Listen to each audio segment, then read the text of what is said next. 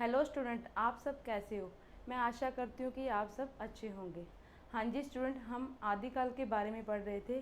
आदिकाल में हमने अब तक है जो जैन साहित्य, रासो साहित्य, नाथ साहित्य और बौद्ध साहित्य के बारे में हम पढ़ चुके हैं। और आज हम है जो लौकिक गद्य साहित्य के बारे में पढ़ेंगे।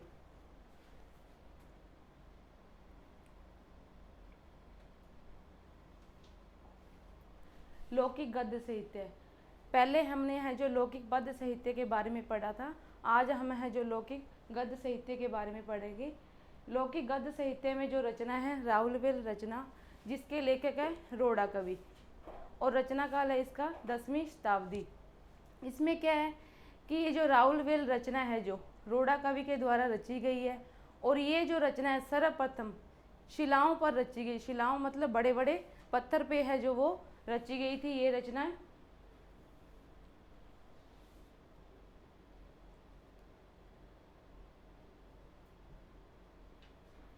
कि बड़ी बड़ी शिलाओं पर ये रचनाएं हैं जो रची गई थी। अब इसको है जो प्रकाशित कहाँ से करवाया गया, बम्बई के प्रिंस ऑफ वेल्स संग्रहालय से इसे है जो प्रकाशित करवाया गया था। हिंदी साहित्य की जो प्राचीनतम गद्य पद्य मिश्रित रचना है जो कि ये जो रचना है गद्य और पद्य की मिश्रित अगर रचना लिखी जाती है तो उसको क्या बोला जाता है, चंपू काव्य बोला जाता है। इस रचना में क्या दिखाया गया है कि राहुल नाम की एक नायिका है जो उसका क्या किया गया है, नायिका का नक्शिक वर्णन मतलब उसके पूरा सौंदर्य का वर्णन है जो इसमें दिखाया गया है। जो सौंदर्य का वर्णन किया गया है पहले है जो इसमें पद्य में किया गया, मतलब कविता रूप में किया गया था। फिर है जो इसका गद्य में इसका है जो वो वर्णन किया गया है कि राहुल नाम की एक नायिका है, उसका पूरा है जो सौंदर्य वर्णन है जो नक्शिक वर्णन है जो पहले पद्य में किया गया, फिर इसके उपरांत है जो गद्य में इसका वर्णन किया गया है। नेक्स्ट,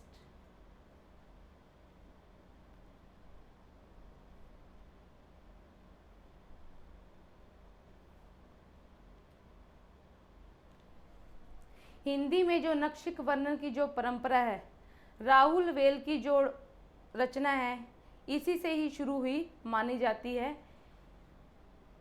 जो सौंदर्य वर्णन इन्होंने किया है, इनकी भाषा में हिंदी की 7 बोलियों के शब्द का जो है प्रयोग किया है, जिनमें से राजस्थानी है प्रधान माना गया है। कि इन्होंने जो रचना रची है उसमें 7 बोलियां सबसे प्रधान मानी गई है, और इसमें से राजस्थानी है जो उसको सबसे प्रधान है जो इसमें भाषा माना गया है।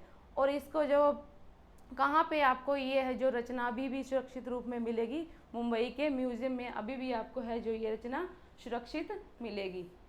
फिर सेकंड हमारा है उक्ति व्यक्ति प्रकरण, ये रचना है, इनके लेखक का नाम है दामोदर शर्मा। इनका रचना काल है 12वीं शताब्दी। नेक्स्ट,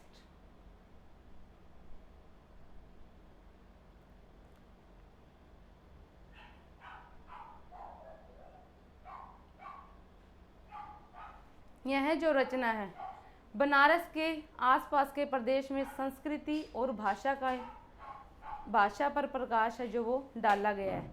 कि ये जो रचना है कि बनारस के आसपास के जो प्रदेश है वहाँ की संस्कृति क्या होगी, भाषा क्या होगी, इसके बारे में है जो इसमें बताया गया है। इस रचना में उस युग के काव्य रूप के संबंध में भी थोड़ी बहुत जानकारी मिलती है कि उस युग में कौन सा काव्य रूप था, उसकी भी जानकारी है जो इस रचना में हमें प्राप्त होती है। इस रचना को पढ़ने से यह मालूम होता है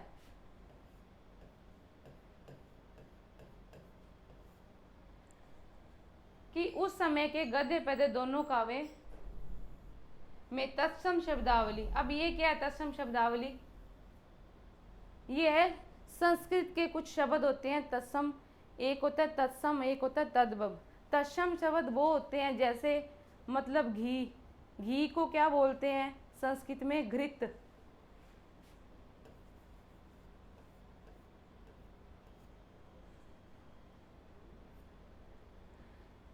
घी को क्या बोलते हैं संस्कृत में? घृत बोलते हैं। अगर हिंदी में पूछे तो हम क्या बोलते हैं? घी। तो अब इसमें क्या था कि तत्सम शब्दावली है जो ज़्यादा इसमें है, जो इसमें प्रयोग की गई थी, इस कारण इसमें क्या है, व्याकरण का भी पूर्ण है जो वो इस रचना में ध्यान रखा गया है। और तद्भव शब्द कौन से होते हैं? जो हिंदी के शब्द होते हैं उसे क्या कहते हैं? तद्भव शब्द। और तत्सम शब्द जैसे संस्कृत वाले शब्द है, ज्यों की त्यों अगर हम हिंदी में लेके आते हैं तो उनको हम बोलते हैं तत्सम शब्द। नेक्स्ट,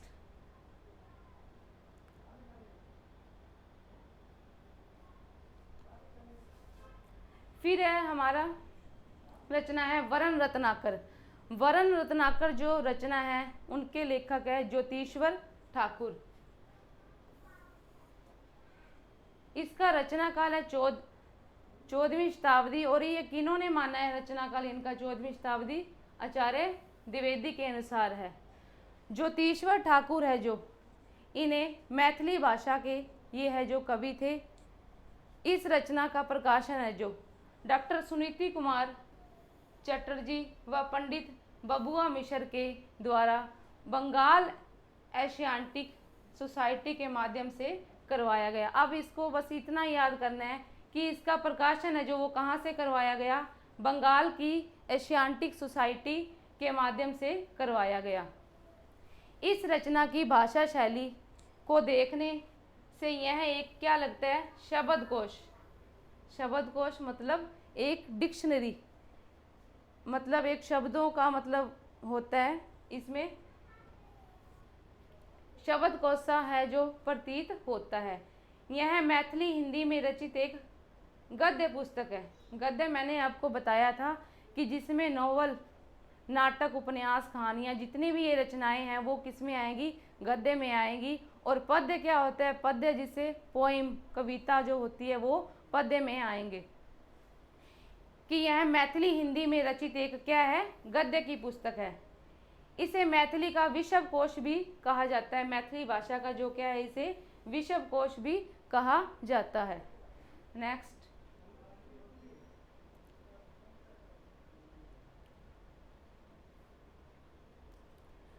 अब क्या हुआ कि आदिकाल के टाइम में कुछ अपभ्रंश जो साहित्य भी रचा गया था।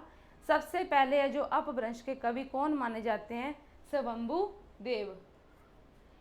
इनकी रचना का क्या नाम है?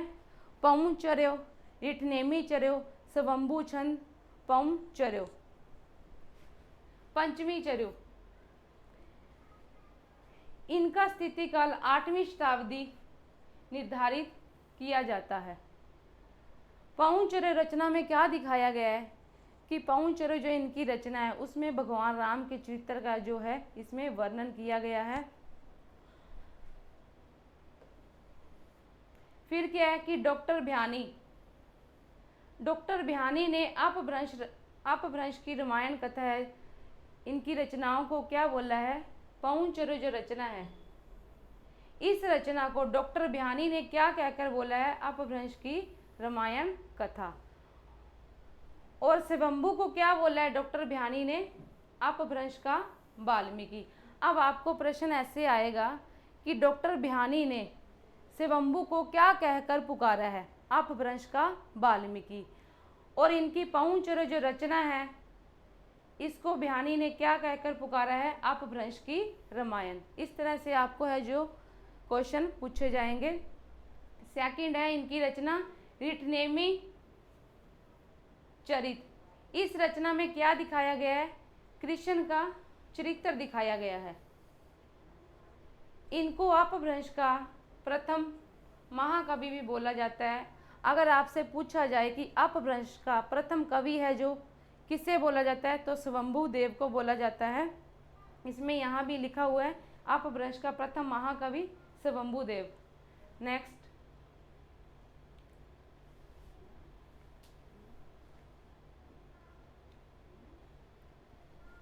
पौंचर्यो जो इनकी रचना है ये क्या है? कड़वक बद्ध रचना है। कड़वक बद्ध क्या होता है कि जिसमें 7 चौपाई और 1 दोहा, इस तरह की अगर रचना हो तो उसे क्या बोला जाता है? कड़वक बद्ध रचना बोला जाता है। पौंचर्यो यहाँ पे ऊ आएगा। पाउंचर्य रचना में 12,000 श्लोक है, इसमें 5 कांड है एवं 90 संधियां हैं। इनमें से 33 संधियां हैं जो स्वयंभू के द्वारा तथा शेष 7 संधियां हैं जो उनके पुत्र है स्वयंभू के त्रिभुवन के द्वारा रचित है। आगे है कि स्वयंभू के कुछ छंद है, उनके अनुसार कि पदड़िया और पदरिया बन के है जो इसे प्रवर्तक बोला जाता है। आपको अगर पूछा जाए कि स्वयंभू के छंद का नाम बताओ, उन्होंने कौन सा छंद है जो काव्य में मतलब प्रयोग किया है, तो पदड़िया या पदरिया है जो बंद के प्रवर्तक है।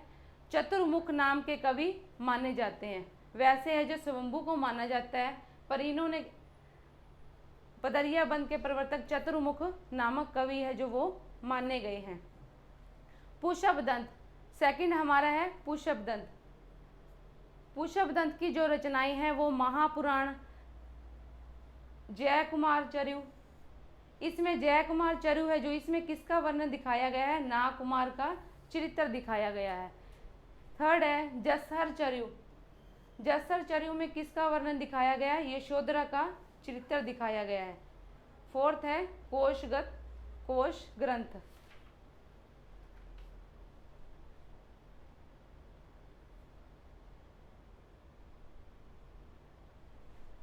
इनका जो स्थिति काल है 10वीं शताब्दी है जो इनका माना जाता है। ये प्रारंभ में किसे मानते थे, शिव भगवान को मानते थे। शैव मत के है जो ये अनुयायी थे। बाद में इनके मतलब आश्रयदाता जिनके ये आश्रय में रहते थे, उन्होंने मतलब बोला, उन्होंने क्या किया, अनुरोध किया कि जैन पंथ को स्वीकार कर लो। साहित्यिक शिल्प एवं तात्विक दृष्टि से इनकी रचनाओं पर जिन भक्ति का मतलब जैन पंथ से जिन भक्ति का है जो प्रभाव देखने को मिलता है।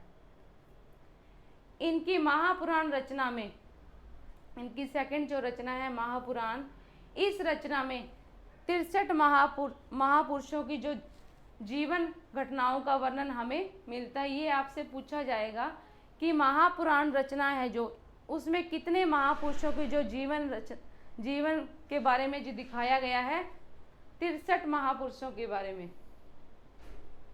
फिर आगे है प्रसंग वंश राम कथा का उल्लेख भी, और इसमें क्या दिखाया गया है, राम कथा का उल्लेख भी इसमें किया गया है। और इन्होंने क्या कहा है इस रचना के बारे में, इन्होंने कहा है कि बड़े गर्व के साथ घोषणा की है कि जो इस ग्रंथ में है वह और आपको है जो कहीं भी नहीं मिल सकता। आगे शिव सिंह सेगर ने इनको क्या बोला है, अपभ्रंश का भवभूति। अब आपको पूछा जाए कि पुष्पदंत को अपभ्रंश का भवभूति है जो किसने कह के किसे कहकर पुकारा जाता है पुष्पदंत को, और किसने कहा है, शिव सिंह सेगर ने। आगे है महापुराण रचना के कारण इनको अपभ्रंश का वेद व्यास भी बोला जाता है। कि कौन सी रचना के कारण इनको अपभ्रंश का वेद व्यास बोला जाता है, महापुराण रचना के कारण। नेक्स्ट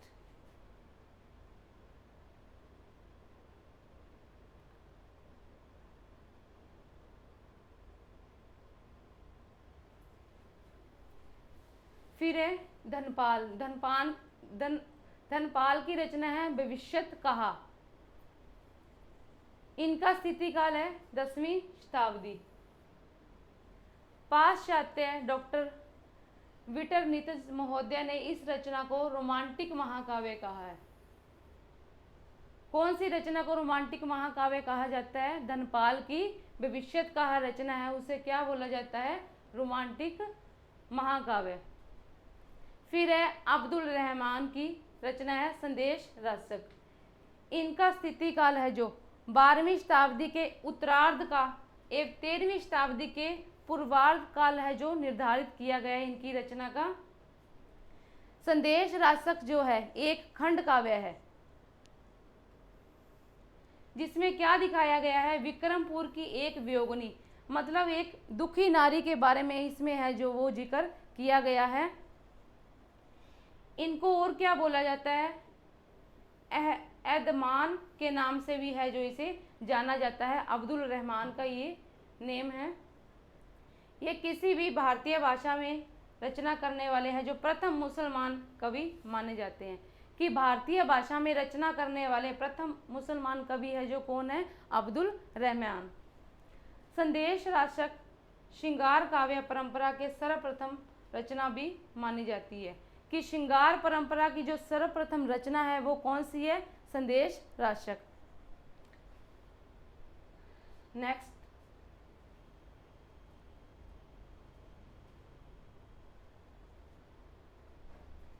जो इंदु उर्फ इनका नाम है युगिंदर, इनकी रचना का नाम है परमात्मा प्रकाश और योग सार।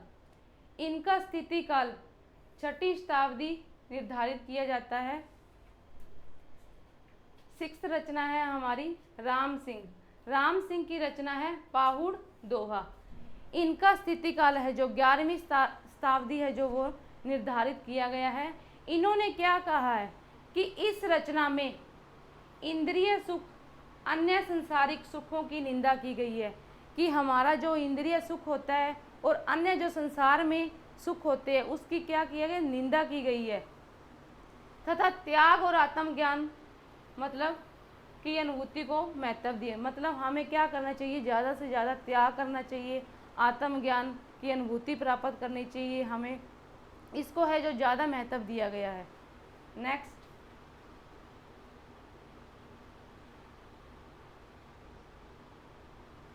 आगे है हेमचंद्र। हेमचंद्र का है शब्दानुशासन, इनका ये रचना है।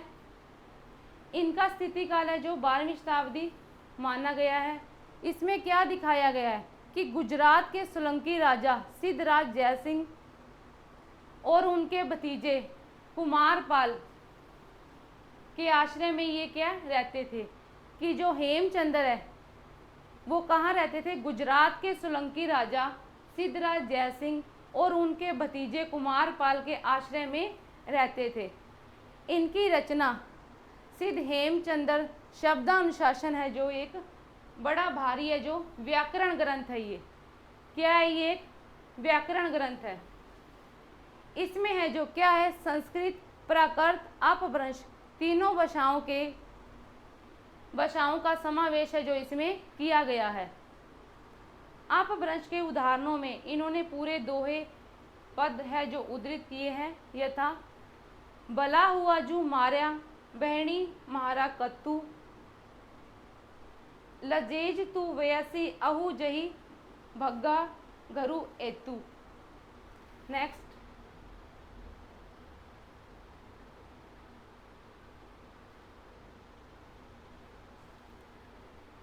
आदिकाल में है जो कुछ महत्वपूर्ण रचनाएं हैं।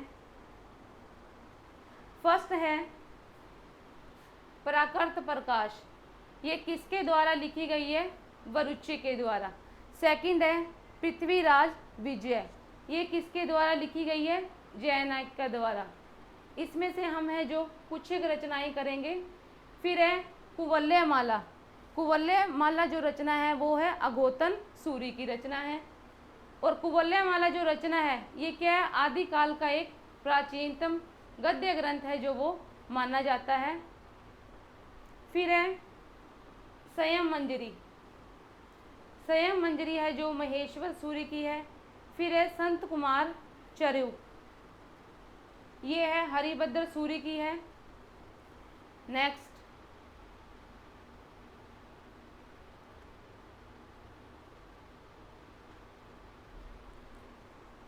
नेमिनाथ चरयू। नेमिनाथ चरयू है जो रचना हरिभद्र सूरी की है। फिर है हेमचंद्र सूरी। हेमचंद्र सूरी है जो वो है एक प्राकृत व्याकरण है। फिर करेंगे छंदो अनुशासन। छंदो अनुशासन है जो हेमचंद्र सूरी की है। फिर हम करेंगे जीन पदम सूरी षटभिषेक रास, ये है सार मूर्ति की। फिर है हरिवंश पुराण, ये है श्रुत कीर्ति की। फिर है नेमिनाथ चतुष्पादिका विनय चंद्र सूरी की। नेक्स्ट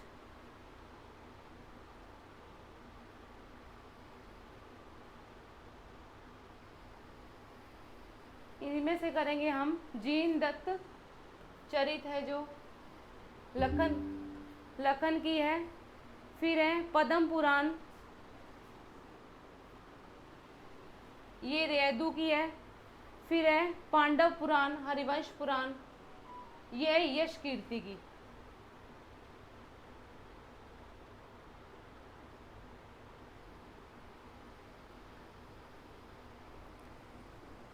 आज के लिए इतना ही, बाकी नेक्स्ट लेक्चर में करेंगे।